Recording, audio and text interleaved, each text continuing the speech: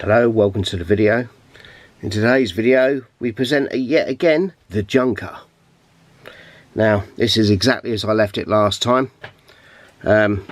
We heat sinked up the R3 VIC chip. I actually had to pull this VIC chip out of another machine in order to heat sink it.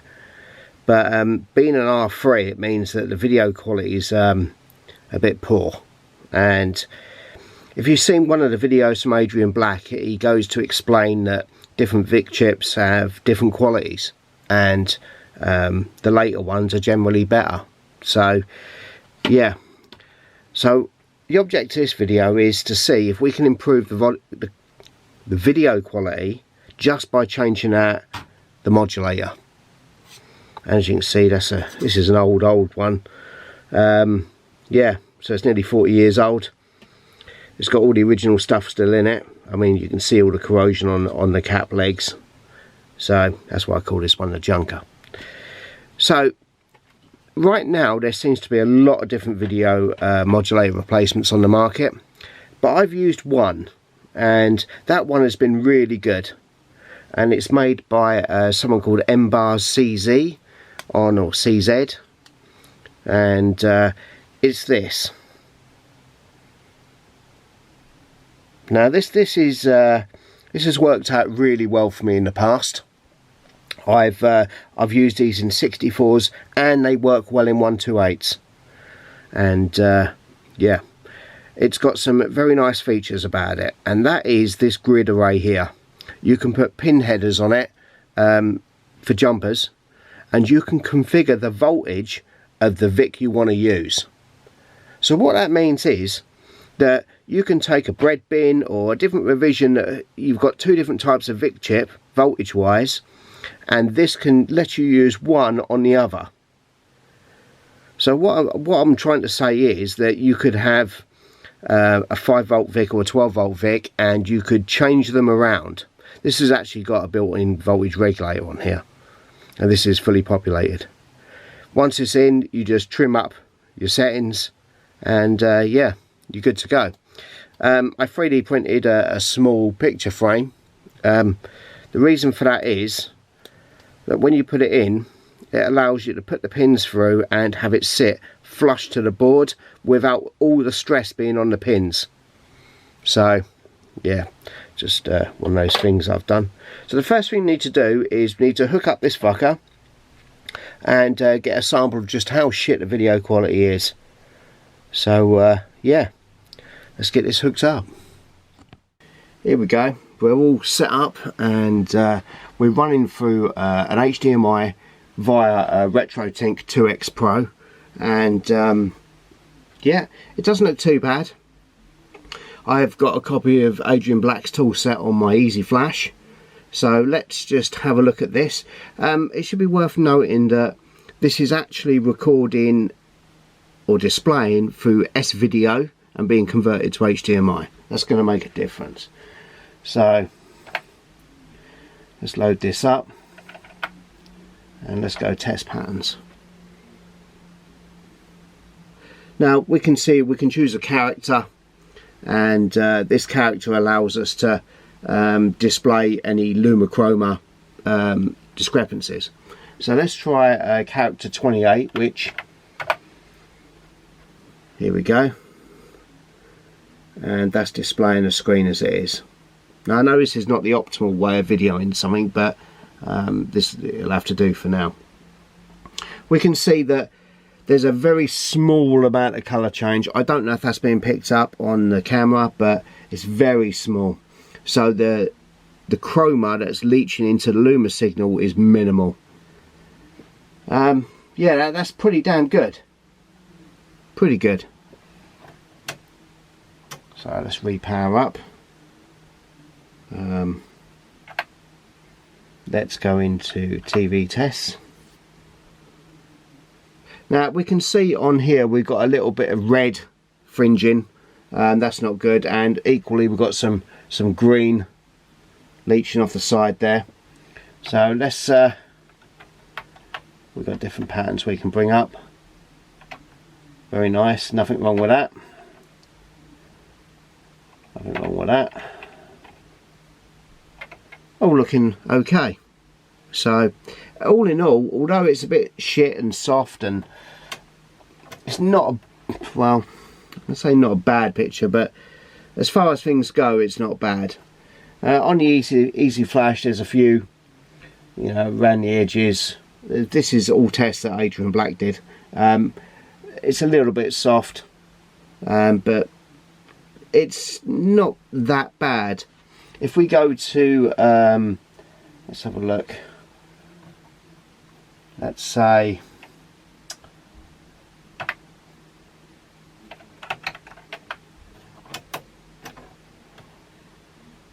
we bypass that. There we go. If we bypass the cartridge, we can see that it's a little bit fringy here. We've got some weird colours leaching out. It's not the best. Now let's really fuck it up. Let's kick it up a notch, and instead of using S-Video, let's use Composite. So I'm already set up for this. I'm going directly into the SCART connector.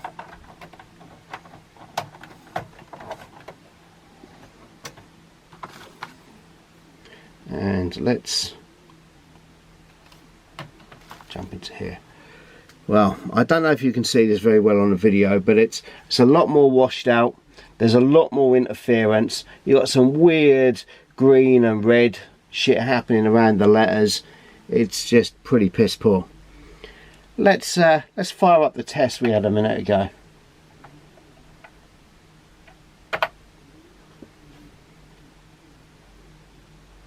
Well, look at that. Can you fucking believe that? Where this was non-coloured this time, all four have got colours there. So if we try 28, what you're going to get is this weird blue and green rainbow shit pattern that basically it means that the chrome is leaching into the luma signal, and that's fucking diabolical. That's really fucking poor.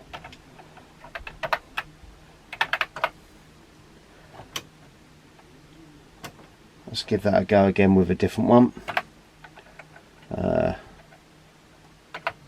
Test patterns.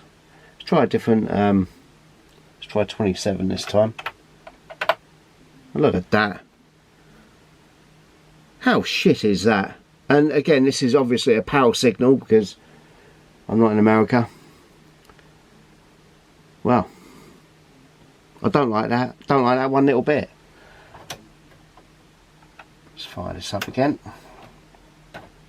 See what the TV tests give us.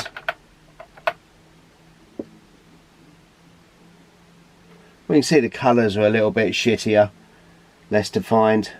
Here, you still got a bit of green flare, but we've lost definition as well. Yeah. Look at this. Now here you've got a definite green and pink banding coming off there. I don't know how well this will pick up in the video, but it looks pretty fucking disgusting in real life. Same here. You've got red flaring off one side, bit of green on the other. Look at that. Well, that's like a really fucked up rainbow. What? That's red. That was white. Oh dear. And look here, you got pink there, green, pink, green. It's just a fucking mess. You can see here that you've got green, pink, green. Yeah. So, next thing to do is rip this fucking junker apart and get that bad boy in there. That's what we need.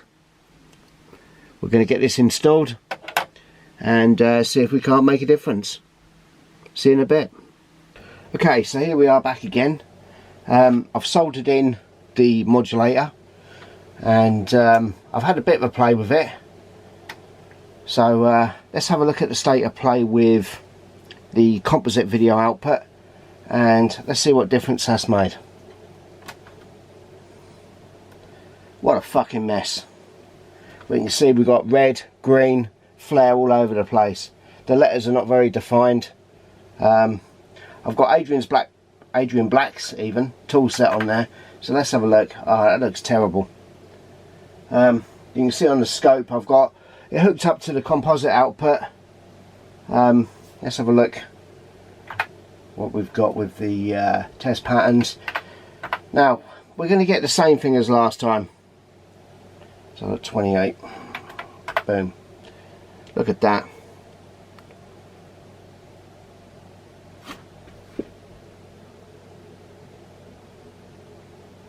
Yeah, you can see the banding clearly enough. The reason for that is the new modulator passes composite or composite just as it's meant to be. It doesn't really do anything to it, so that's not really a big shocker, but it is pretty shit. Now if I switch over to the Retro tank, and I've got a 2X Pro, he says once he turns the TV back on, what you just turned off. Okay.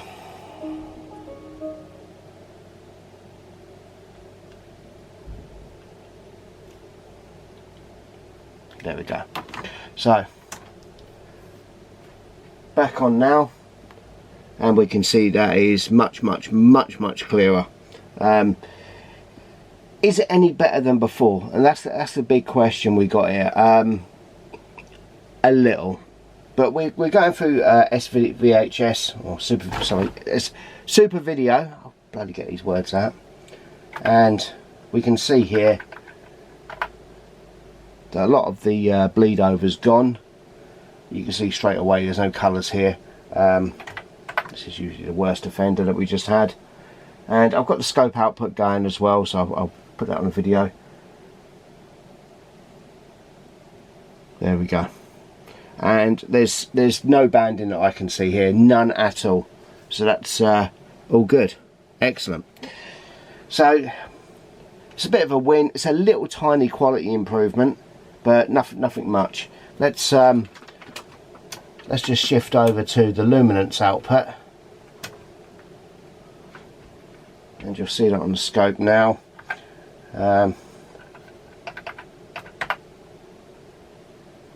Fire up the test patterns, same one, and here we go. Let's draw it on the screen.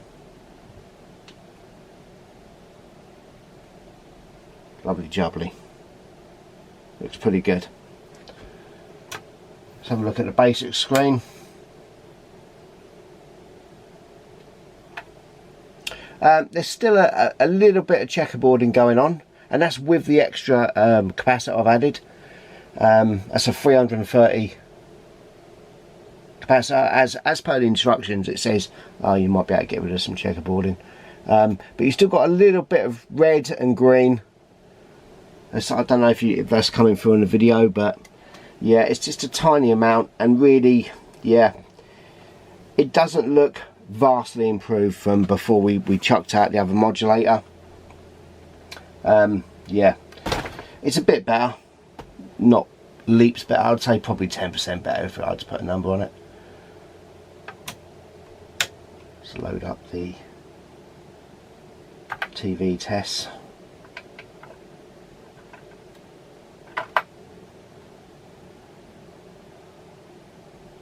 Here we go.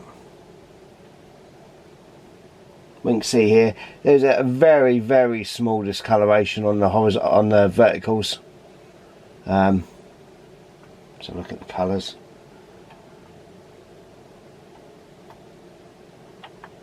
Yeah, it all looks really good.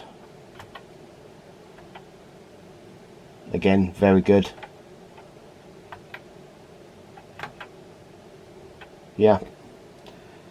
We might be able to see a little bit of checkerboarding going on here. Yeah, I didn't video the actual me taking it apart and soldering it up. There's plenty of videos online, people doing that shit, so don't want another person doing it. In order to try and get rid of some of the bars that are still left and some of the artifacts, I did try using a Lumafix, and this got me absolutely fucking nowhere. It literally made no difference no matter what changes I made. It really didn't improve anything. So the reality is, what are we really saying? And I suppose that comes down to this. Don't use fucking Composite, it's shit. Use S-Video. The LumaFix isn't going to help you. A new modulator, well, it's sort of marginal whether it's going to help you. You get a little tiny bit of improvement. So yeah, I like these. I've got one of these in my 128 Neo, which is underneath this actually at the moment. And yeah, it really did improve that one a lot, because 128s are known for having shitty video output. But in this junker, the majority of the shit signal is coming from the VIC chip itself, and I think that's probably the root cause here. Yeah. So what I'm going to say is, fit one of these, you know, if you're soldering minded, or if you're going to recap a board. This one needs recapping. It's an absolute fucking mess. Some dirty bastard had been in here before. I put the pictures on the video, and they soldered the chip carriers in and not cleaned up after themselves. What a fucking mess. At some point I'll clean this board right up, and yeah, I'll recap it. But as it's only the junker, I'm just using it to demonstrate this at the moment. I personally like these modulators. I give them a big thumbs up. I fit them a lot. In one of my other 64s, I've fitted a different type of replacement modulator that's FPGA based, and that is absolutely superb, and that gives you HDMI, or rather an HD signal straight out your 64, and that is just phenomenal. But that's for a different video. Yeah, Composite, piece of shit, don't ever use that. Go straight to S-Video. What I have noticed is the Retro Tink does give you a very good output. No matter what computer I plug into it, it really does help cut some of the shit out. I really like the device. So I've got a Retro Tink 2X Pro. I'd definitely recommend that one if you can get hold of one. Yeah, so realistically, the LumaFix made no difference. Modulator made a small amount of difference. Yeah, it's one of those things I probably would recommend doing if you're going to recap a machine, just like heat sinking. So on that note, I'm going to say check out Retro ReFix, and thanks for watching.